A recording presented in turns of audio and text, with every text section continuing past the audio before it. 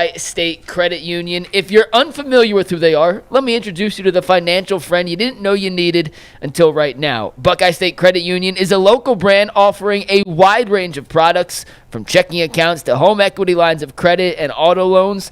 They have some of the lowest rates around and are committed to serving Northeast Ohio. The Cleveland location is in Shaker Heights, but they have 5 brick-and-mortar locations across the state.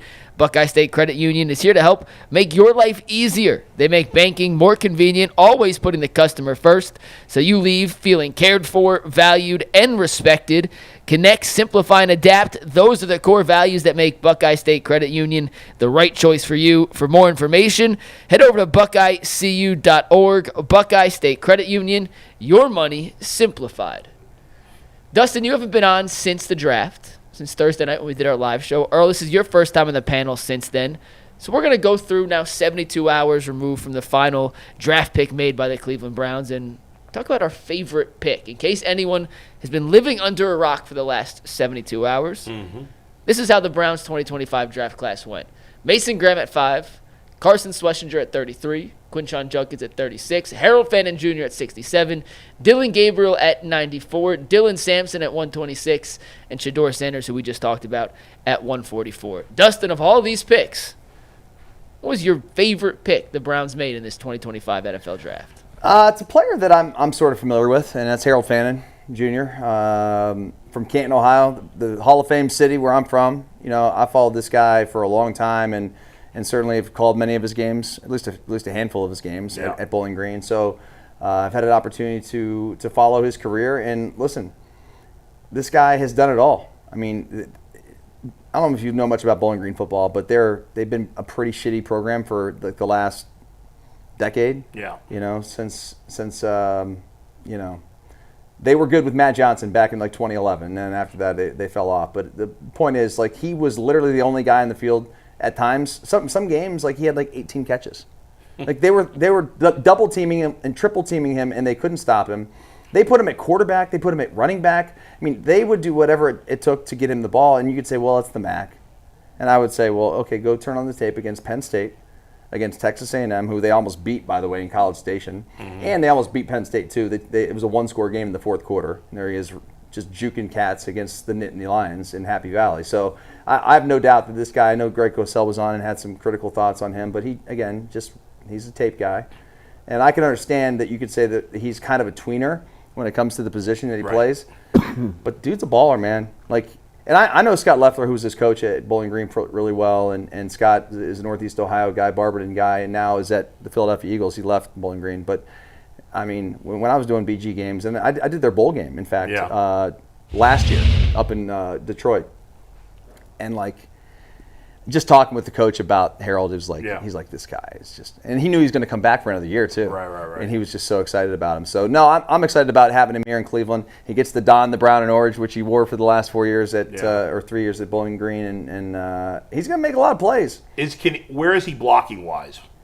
That's he's not going to be doing much. I personally don't care. Don't because I can run an ad in the paper for some stiff to come out here and block. All right, fair enough. All right, Earl, you're up. Who you got? There's nobody different. I got the same person as Dustin got. I have a hometown bias all the time. I'm going to always cheer for guys that's from Cleveland or Northeast Ohio, whether it's Cleveland, Canton, Akron, whatever. I understand how hard it is to make it out of Northeast Ohio, and then you have the nerve to go to play at Bowling Green University. Like, this dude got that get it out the mud type of mentality. He's worked hard for everything that he's had, and even when he went up against, top tier competition and proved he could do it, he still had to come back to the drawing board, Dustin, and keep proving the haters wrong. And it just seems like that's everybody's mentality that's from here, whether you're from Canton, whether you're from Akron, or whether you're from Cleveland. I like seeing our guys do well in the league, and as exciting as it is to have those other guys that the Browns added to the roster, I think everybody that's from Northeast Ohio is going to be cheering for Harold Fannin Jr. more than anybody else. Every single thing. And those are people that we cheer for. I thought, honestly, Adam, that like last year before the season, I thought he was going to be a first-round pick. I really did. So, you get him at 67. Some people maybe think it's a little high just because maybe they hadn't heard of him. Well, certainly I have. And I thought he was going to be a top 30 pick. All right. So, all right. I like the pick a lot. A lot of 12 personnel. In fact, I talked to Joe Flacco about that because he ran a lot of 12 personnel with Baltimore back in the day. All right. Let me go with my guy, Harold Fannin Jr. I like to pick two. It would be my third choice, but it's not my top choice. Shedeur would be my number 2 choice, but my top choice is the guy who's going to have the biggest impact on the offense, in my opinion, this year, and that's Quinshon Judkins. I'm not usually draft a running back high guy, and he was taken relatively high. 36 is a pretty high pick, but I think running backs have been trending a little higher in the draft, especially when they're special talents, and obviously we saw this guy at Ohio State, and he is just a beast, right? He is going to be like Nick Chubb. I'm not saying he's Nick Chubb. That's way too high a bar to put up for him. But he is a guy that's going to be hard to tackle, like Nick Chubb was. And he may not have the home run hitting ability quite as much as TreVeyon Henderson, but he's more reliable. He's bigger and stronger. He runs with a lot of power. Listen, he's fast enough. Yeah, right. And he runs with that power. He's a guy. And I know we don't see a ton of this anymore in the NFL, but he's a guy that you can give the ball to 25 times a game. And the thing about him is his physicality. You know, he's a downhill runner that is going to always fall forward for extra yards. You know what I mean? Like, he's going to be a difficult guy to get on the ground. He's going to make the first guy miss. Yeah, and he, you know, the injury concerns aren't quite there as they are with TreVeyon. Yeah, right. You know what I mean? So I'm excited about the pick. Absolutely. Call. I mean, I just think the Browns haven't had that legit back for 3 years because Nick Chubb's been hurt the last 2 years, and the other guys they've had are part-time. You know, Kareem Hunt's a part-time player at this point. Jerome Ford's a backup. This guy is a bell cow, traditional running back that you could just pound the rock Adam, with. Do not sleep on Dylan Sampson. I promise you. Right, he'll be a perfect complement. I did their spring game last year, and I loved him. You know, got a chance to talk to him a little bit too. I mean, like, I think he's going to be a big part of this offense as well. I can't wait to talk about the Browns running back room. When I look at Quinshon Judkins, I do see baby Kareem. This is a dude that's a 3-down back. He downhill runner, can run in between the tackles, got enough speed to get outside, can catch the football out the backfield, and he can block. Yep. And when that's you get a running back that can block, that's right there is the separator. With Dylan Sampson, you talk about a guy that got that home run type of speed. The Browns really did a great job improving that running back room this year. All right, Mike, we got 2 for for Harold Fannin, 1 for Judkins. Who you got? Before I give you mine, I'm shocked at the answers here. I thought Earl for sure would have went with Judkins because of the hair. I understand you got the Cleveland connection in Canton, but the hair-to-hair combo, Earl, he's up there Where's with MJ. Judkins from, by the way? You know, the Browns talked about his hair right away. He's from the South, isn't he? Oh, I didn't know. No, I don't need nobody coming in here thinking they locks is better than mine. Not him, so not in a way, you're kind of pissed they drafted him. No, I'm not pissed. I'm not you pissed want to at keep it. top locks in I got top locks regardless. He's from Montgomery, Alabama. I mean, if we bring him on, we're going to have a debate. That's cool. Are you going to admit that you think you have better locks than him? I tell him to his face. Quinshon Judkins, my locks is better than yours, man. Oh, that's fighting words. Are those real? So or are those I'm fake? shocked No, those that real. Earl didn't go with Quinshon. Dustin being the Ohio State guy he is, I thought Quinshon would have been the pick. I thought Fannin was going to be your pick, Bull, because you beat him in a pizza eating contest 10 years ago, That's allegedly. True. It's great competition. I had the right players. I went the wrong order. Yeah. SEC Freshman of the Year, man. Yeah, he was terrific. You know who else was SEC Freshman of the Year? I think it was Nick Chubb. I think. There you go. I'll look that up. My favorite pick, though, and I have completely changed my tune from when they made this pick to where I'm at now. Yeah. And I got to shout out our guy, Brian Baldinger, for putting a breakdown of this guy out there. I watched it. Then I went back and watched some more highlights and read some more up on him. I was unfamiliar with him, to be honest. It's like I knew who he was. I knew he was a second, third-round pick. I didn't think he was going to go 33. But this Carson Schwesinger kid, the kid they took out of UCLA with the 33rd pick, turning down offers to take him.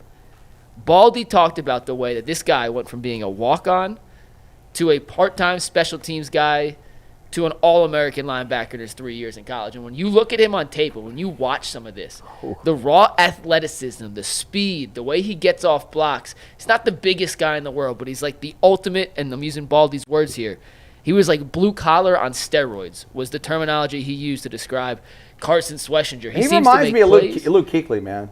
Yeah, just he seems to be everywhere. He seems to have the instincts, and not just like when there's a white receiver, you say he's really smart, hardest working, like all those first guy in, last guy out. Exactly, all those cliches.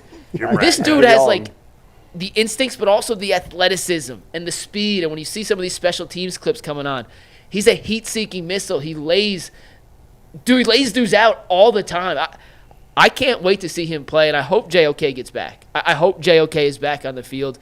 I'm not sure if you guys picked this up, but in Mason Graham's press conference, he called him Coach JOK, which did not sound good to me. If you're calling a guy Coach JOK, that kind of set off alarm in my head. Is it true Mason Graham lied about his weight or something? I don't know. Let me finish this, though. Okay, but sorry. Either way, if there's ever a world where we can get peak JOK back alongside this guy on the field, you have two heat-seeking missiles in the second part of your defense that can clean up any mistakes if the front forward blows a gap and also is athletic enough to cover on the back end. Dustin, I'm not sure if you called any UCLA games, how familiar you were with Schwesinger, but we lost I love this dude. I got a question for you, because people, like Mike said, he's white, so people they try to categorize him, and I heard you compare him to Luke.